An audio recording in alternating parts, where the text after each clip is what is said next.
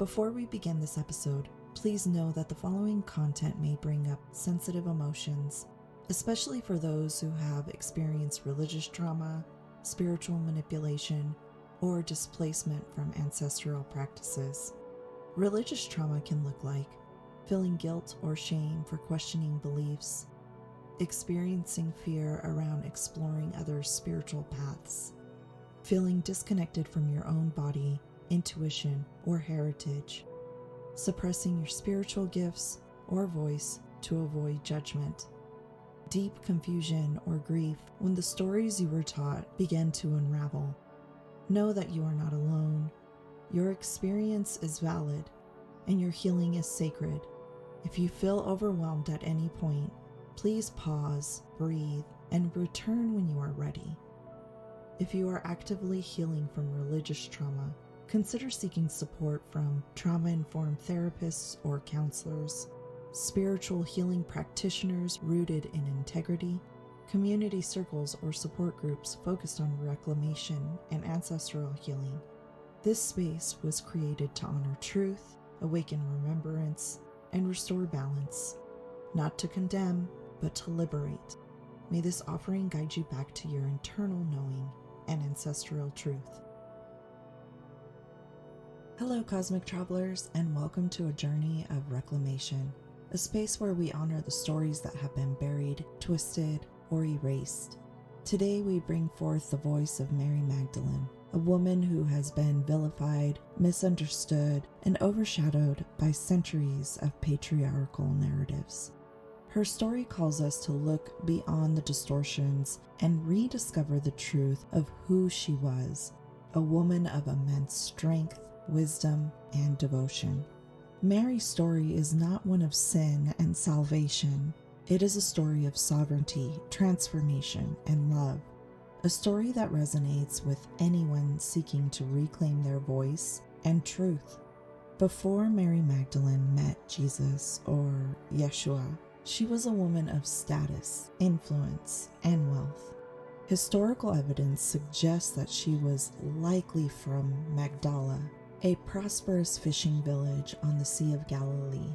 Far from the image of this destitute, sinful whore woman that was created, Mary was an independent figure who owned property and funded Yeshua's ministry.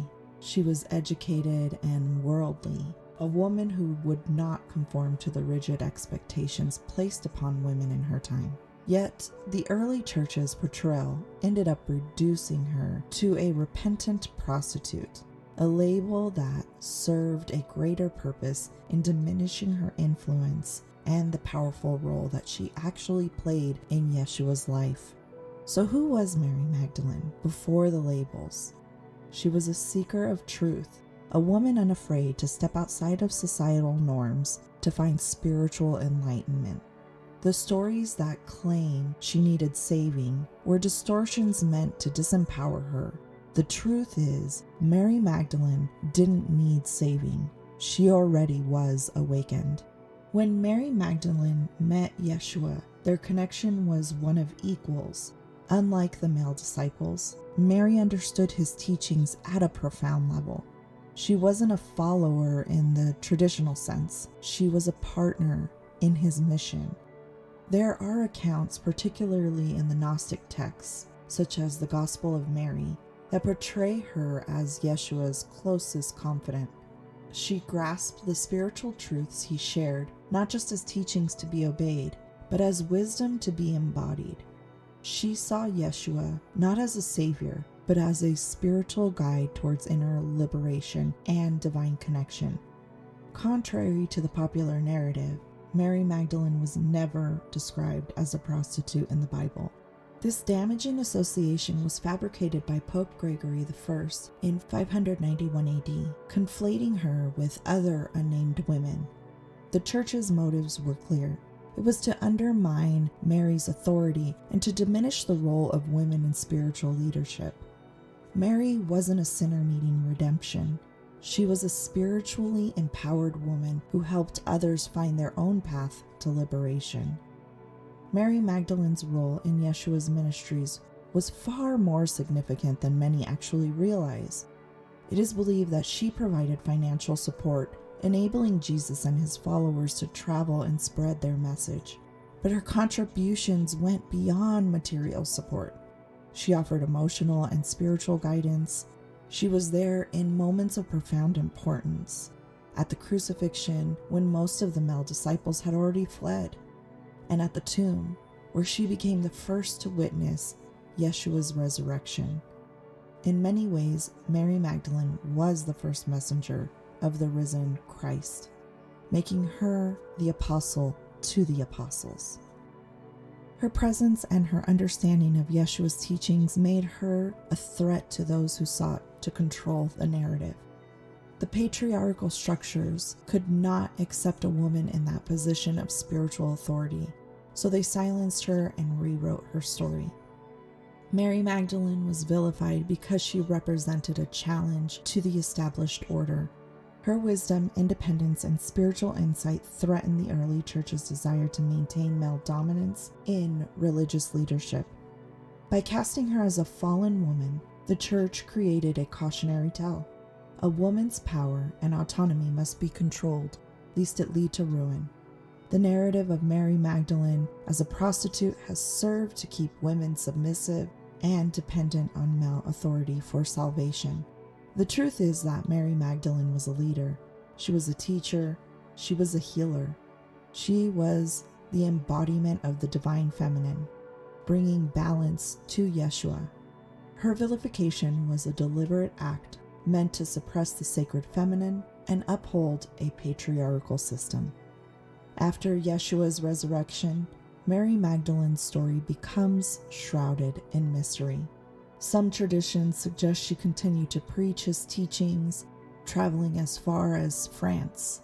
Others claim she lived the remainder of her life in quiet contemplation.